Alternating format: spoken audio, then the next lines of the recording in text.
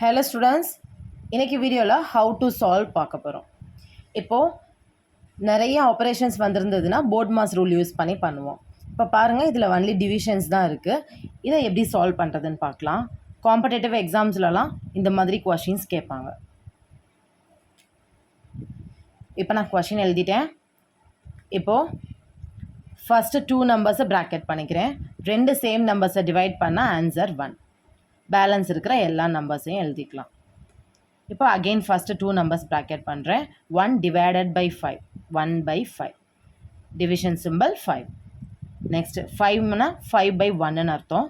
So 1 by 5, 2 ஃப்ராக்ஷன்ஸை divide பண்ண முடியாது, only multiplication தான் பண்ண முடியும். ஸோ டிவிஷனை மல்டிப்ளிகேஷனை மாற்றும் போது இந்த செகண்டாக இருக்கிற ஃப்ராக்ஷனை ரெசிப்ரோக்கலாக எழுதணும். தட் இஸ் நியூமரேட்டர் டினாமினேட்டர்லையும் டினாமினேட்டரை நியூமரேட்டர்லையும் எழுதணும்.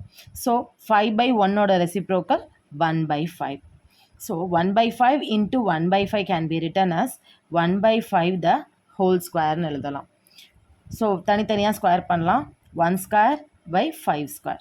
So 1 square by 5 square. 1 square is 1 into 1. 1 into 1 is 1 by 5 square. இப்போ நமக்கு ஆப்ஷன்ஸ் பார்த்தீங்கன்னா 1, 0, 5 square, 5 power minus 2 தான் இருக்குது. 1 by 5 square இல்லை. ஸோ இந்த 5 power 2 மேலே வரும்போது, அதாவது டினாமினேட்டரை நியூமரேட்டராக மாற்றும் போது, இப்போ இங்கே +2 இருக்கதா கன்சிடர் பண்ணிக்கோங்க. சிம்பிள் இல்லைனா பாசிட்டிவ்னு அர்த்தம். +2 மேலே வரும்போது -2 ஆகிடும். ஸோ இந்த சால்விங்கோட answer option D, 5 power minus 2. Thank you.